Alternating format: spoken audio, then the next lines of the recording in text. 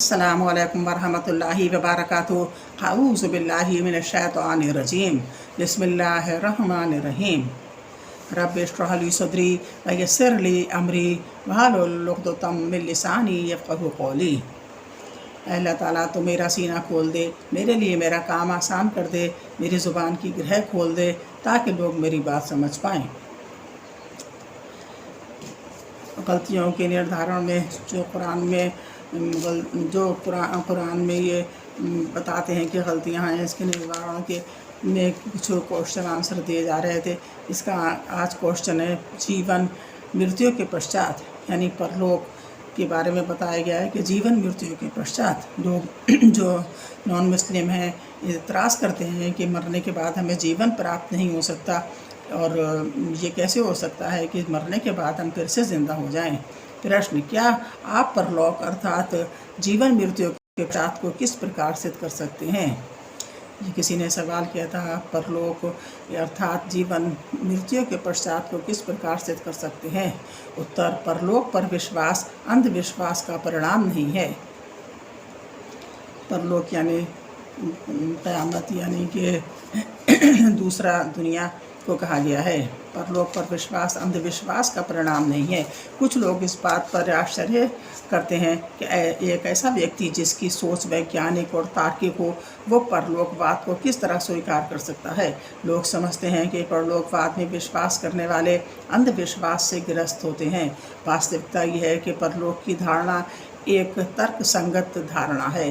Number 2, परलोक की धारणा के तार्किक आधार। पवित्र कुरान में 1000 से अधिक ऐसी आयतें हैं जिनमें वैज्ञानिक तथ्यों को बयान किया गया है। इन तथ्यों में से वे तथ्य भी शामिल हैं जिनका पता पिछले कुछ शताब्दियों में चला है, बल्कि वास्तविकता ये है कि विज्ञान अब तक इस स्तर तक नहीं पहुंच सका है कि वह कुरान की हर बात को सिद्ध कर सके।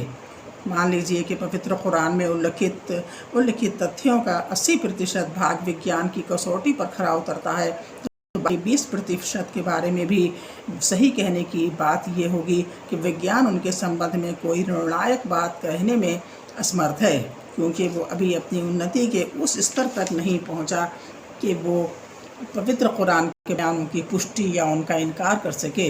हम अपनी सीमित जानकारियों के आधार पर विश्वास के साथ नहीं कह सकते कि कुरान के बयानों का 1% अंश भी गलत और गलती पर आधारित है।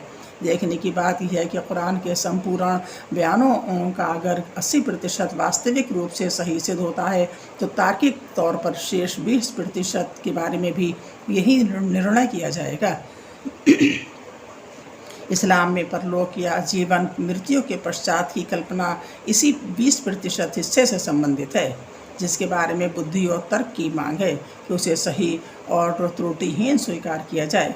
नंबर 3, परलोक की धारणा के बिना शांति तथा मानवीय मूल्यों की कल्पना व्यर्थ है। डकैती या लूटमार अच्छी चीज़ है या बुरी, एक आम सरल स्वभाव व्यक्ति उसे एक बुरी चीज़ समझेगा। एक ऐसा व्यक्ति जो परलोक पर विश्वास नहीं रखता, किसी बड़े अपराधी को किस तरह संतुष्ट कर सकता है कि डकैती या लूटमार का काम एक बुरी चीज़ है। मान लीजिए कि मैं दुनिया का एक बहुत बड़ा अपराधी हूँ और साथ ही मैं एक अत्यंत बुद्धिमान और तर्क के आधार पर कोई बात मानने वाला व्यक्ति भी हूँ। मैं कहता हूँ कि लूट मार करना सही है, क्योंकि इससे मुझे ऐश व आराम से भरपूर ज़िंदगी गुजारने में मदद मिलती है, इसलिए लूट मार मेरे लिए सही है। अब अगर कोई व्यक्ति उसके बुरे होने का कोई एक तर्क भी पेश कर सके तो मैं उसे तुरंत रुक जाऊँगा। लोग आमतौर से निम्नलिखित तर्क पेश कर सकते हैं। नंबर का, जिस व्यक्ति को लूटा जाता है वो कठिनाई में पड़ा है। कोई कह सकता है कि जिस व्यक्ति को लूटा जाता है वो बड़ी मुसीबतों का शिकार हो जाता है। मैं भी इस बात से सहमत हूँ कि जिसे लूटा जाता है उसके लिए ये बुरा है, लेकिन मेरे लिए ये अच्छा है। अगर मैं 1 लाख रुपए लूट मार करके हासिल कर लूँ तो मैं किसी भी 5 सितारा होटल में स्वादिष्ट खानों से आनंदित हो सकता हूँ। हाँ, कुछ लोग आपको भी लूट सकते हैं। कुछ लोग ये तर्क देते हैं कि आपके साथ भी ऐसा हो सकता है कि आप लूट लिए जाएं, लेकिन इसके जवाब में मैं ये कह सकता हूँ कि मेरे साथ ऐसा नहीं हो सकता, क्योंकि मैं एक अत्यंत शक्तिशाली आदमी हूँ, एक अत्यंत शक्तिशाली पर अपराधी हूँ और अपने साथ सैकड़ों बॉडीगार्ड रखता हूँ। इसलिए मैं तो किसी को भी लूट सकता हूँ, लेकिन कोई दूसरा मुझे नहीं लूट सकता। लूट मार करना एक आम आदमी के लिए तो खतरनाक हो सकता है, लेकिन एक प्रभावशाली व्यक्ति के लिए नहीं। पुलिस आपको गिरफ्तार कर सकती है। कुछ लोग कह सकते हैं कि अगर आप लूट मार करते हैं तो पुलिस आपको गिरफ्तार कर सकती है। इसका जवाब मैं ये दे सकता हूँ कि पुलिस मुझे इसलिए गिरफ्तार नहीं कर सकती कि पुलिस मेरे प्रभाव में है। इसी तरह कई मंत्री भी मेरे प्रभाव में हैं। मैं ये बात मानता हूँ कि अगर एक आम आदमी डकैती या लूट मार करता है तो वो गिरफ्तार हो सकता है और ये बात उसके लिए बुरी हो सकती है, लेकिन किसी असाधारण शक्ति और पहुंच रखने वाले अपराधी का पुलिस कुछ नहीं बिगाड़ सकती। नंबर लूट मार की कमाई बेमेहनत की कमाई है। कुछ लोग कह सकते हैं कि ये आसानी के साथ प्राप्त की हुई कमाई है, मेहनत की कमाई नहीं है। मैं इस बात से पूर्ण रूप से सहमत हूँ कि ये आसानी की कमाई है। यही कारण है कि मैं लूट मार करता हूँ। अगर एक बुद्धिमान व्यक्ति के सामने दो विकल्प हों, यानी वो आसानी के साथ भी दौलत कमा सकता है और परिश्रम के साथ भी, तो निस्संदेह वो आदमी को पसंद करेगा, निस्संदेह वो आसानी को पसंद करेगा। नंबर 8, लूट मार करना मानवता के विरुद्ध है। कुछ लोग कह सकते हैं कि लूट मार करना मानवता के विरुद्ध है और एक व्यक्ति को दूसरे व्यक्ति के हितों का ख्याल रखना चाहिए। मैं इस तर्क का ये कहकर जवाब दे सकता हूँ कि आखिर मानवता नाम का ये नियम किसने बनाया है और मैं क्यों इसका पालन करूँ। यह नियम भावुक लोगों के लिए तो अच्छा हो सकता है, लेकिन चूंकि मैं एक ऐसा व्यक्ति हूँ जो तर्क में विश्वास करता हूँ, मुझे दूसरों के हितों का ख्याल रखने में कोई लाभ नज़र नहीं आता।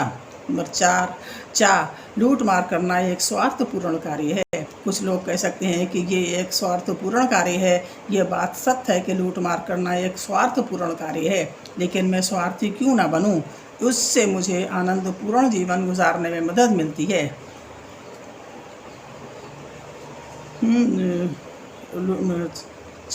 लूट मार के इसके बुरा होने का कोई तार्किक कारण नहीं है। लूट मार के बुरा होने का कोई तार्किक कारण नहीं है। ये सभी तर्क जो इस बात को साबित करने के लिए दिए जा सकते हैं कि लूट मार एक बुरा काम है, इस प्रकार उपरोक्त स्पष्टीकरण की रोशनी में व्यर्थ सिद्ध होते हैं। ये प्रमाण और तर्क आम लोगों को तो संतुष्ट कर सकते हैं, लेकिन किसी शक्तिशाली और प्रभावशाली अपराधी को नहीं। इनमें से किसी भी प्रमाण को तार्किक आधार पर तस्लीम नहीं किया जा सकता। इसमें आश्चर्य की भी कोई बात नहीं है कि इस दुनिया में अपराधी लोग भरे पड़े हैं। इसी प्रकार धोखाधड़ी और बलात्कार आदि अन्य बुराइयों का मामला है। किसी भी प्रभावशाली और शक्तिशाली अपराधी को किसी भी तार्किक प्रमाण के साथ इन चीज़ों के बुरा होने के बारे में संतुष्ट नहीं किया जा सकता। एक मुस्लिम किसी प्रभावशाली और शक्तिशाली अपराधी को संतुष्ट कर सकता है। अब हम इस समस्या पर एक दूसरे रुख से वार्ता करते हैं। मान लीजिए कि आप दुनिया के एक अत्यंत प्रभावशाली व शक्तिशाली अपराधी हैं। उसे आपके प्रभाव में पुलिस व मंत्री सभी हैं तथा आपके पास पुलिस व मंत्री सभी हैं तथा आपके पास आपकी सुरक्षा के लिए फौज है। आपको एक मुस्लिम कायल कर सकता है कि लूट मार करना, धोखाधड़ी करना, बलात्कार और कुकर्म करना, ये सारी चीज़ें गलत और बुरे कर्म हैं। प्रत्येक व्यक्ति न्याय चाहता है। अगर वो दूसरों के लिए न्याय का इच्छुक ना भी हो, फिर भी वो अपने लिए तो अवश्य न्याय की अभिलाषा करता है। कुछ लोग ताकत और प्रभाव के नशे में चूर होते हैं और दूसरों को दुख और तकलीफ पहुंचाते हैं। अगर इन लोगों के साथ कोई अन्याय होता है तो उन्हें इस पर शिकायत होती है। ऐसे लोग जो दूसरों के दुख दर्द को महसूस नहीं करते, वास्तव में ताकत और प्रभाव के पुजारी होते हैं। ये ताकत और प्रभाव न केवल उन्हें दूसरों पर अत्याचार करने पर उभारता है, बल्कि दूसरों को उन पर अत्याचार करने से रोकने में भी सहायक होता है। खुदा सबसे ज़्यादा शक्तिशाली और न्यायी है। एक मुस्लिम की हैसियत से एक व्यक्ति किसी अपराधी को खुदा के अस्तित्व के बारे में कायल कर सकता है। ये खुदा किसी भी अपराधी से ज़्यादा शक्तिशाली है और हर एक के साथ न्याय करने वाला है। पवित्र कुरान में है, खुदा कभी कण कर भी अन्याय नहीं करता। कुरान 4 सूरत 40वीं आयत। खुदा सज़ा क्यों नहीं देता? एक ऐसा अपराधी व्यक्ति जो बुद्धि और विज्ञान में विश्वास रखता है, यह कुरान के वैज्ञानिक तथ्यों को देखने के बाद इस बात से सहमत है कि खुदा मौजूद है। वो ये तर्क दे सकता है कि खुदा शक्तिशाली और न्यायी होने के बावजूद उसे अपराधों पर सज़ा क्यों नहीं देता, उसे सज़ा क्यों नहीं देता। जो लोग किसी के साथ अन्याय करते हैं उन्हें सज़ा दी जाएगी। हर वो व्यक्ति जिसके साथ अन्याय हुआ वो ये देखे बगैर कि उसकी आर्थिक और सामाजिक स्थिति क्या है, चाहता है कि अत्याचारी को सज़ा दी जाए। एक आम और सामान्य व्यक्ति चाहता है कि डकैत या बलात्कारी को शिक्षाप्रद सज़ा दी जाए। हालांकि बहुत से अपराधियों को सज़ा हो जाती है, फिर भी बहुत से अपराधी कानून की पकड़ से बच निकलने में सफल हो जाते हैं। वे भोग विलास से पूर्ण जीवन व्यतीत करते रहते हैं और आराम और चैन से रहते हैं। अगर ऐसे लोगों के साथ कोई ऐसा व्यक्ति अत्याचार करता है जो उससे ज़्यादा शक्तिशाली और प्रभावशाली होता है, तो ये लोग इस बात के अभिलाषी होते हैं कि इस अत्याचारी को सज़ा दी जाए। ये जीवन परलोक के लिए आजमाइश है, ये दुनिया परलोक के लिए परीक्षा स्थल है। पवित्र कुरान में है, जिसने मौत और ज़िंदगी को पैदा किया ताकि तुम लोगों को आजमा कर देखे कि तुम में से कौन अच्छे से अच्छा कर्म करने वाला है, और वह प्रभुत्वशाली है और क्षमा करने वाला भी है। कुरान 67 सूरत की 2 आयत। फैसले के दिन पूर्ण न्याय किया जाएगा। पवित्र कुरान में है, हर जान को मौत का मज़ा चखना है और तुम सभी अपनी पूरी मजदूरी प्रलय के दिन पाने वाले हो। सफल वास्तव में वो है जो वहाँ नर्क की आग से बच जाए और स्वर्ग में दाखिल कर दिया जाए। रहा ये संसार तो ये केवल एक ज़ाहिरी धोखे की चीज़ है। कुरान की 3 सूरत की 150वीं आयत। इंसान के साथ आखिरी और पूर्ण न्याय का मामला बदले के दिन होगा। सारे इंसानों को परलोक में हिसाब के दिन उठाया और ज़िंदा किया जाएगा। ये संभव है कि किसी व्यक्ति की उसके किए की सज़ा का एक भाग इस दुनिया में ही मिल जाए, लेकिन फाइनल सज़ा या इनाम उसे आखिरत में दिया जाएगा। महान खुदा एक डकैत या बलात्कारी को चाहे इस दुनिया में सज़ा न दे, लेकिन परलोक में फैसले के दिन वो ज़रूर अपराधी को सज़ा देगा। इंसानी कानून हिटलर को भला क्या सज़ा दे सकता है? हिटलर ने लगभग 60 लाख यहूदियों को मौत के घाट उतार दिया। पुलिस अगर उसे गिरफ्तार कर लेती तो इंसानी कानून उसे क्या सज़ा दे पाता? ज़्यादा से ज़्यादा जो सज़ा ऐसे व्यक्ति को मिल सकती है वो ये है कि उसे भी गैस चैम्बर में भेज दिया जाए। लेकिन देखा जाए तो ये सिर्फ एक यहूदी को किसी प्रकार गैस चैम्बर में जला देने की सज़ा होगी, लेकिन बाकी 59,99,999 जलाकर मारे गए लोगों के बारे में आप क्या कहेंगे?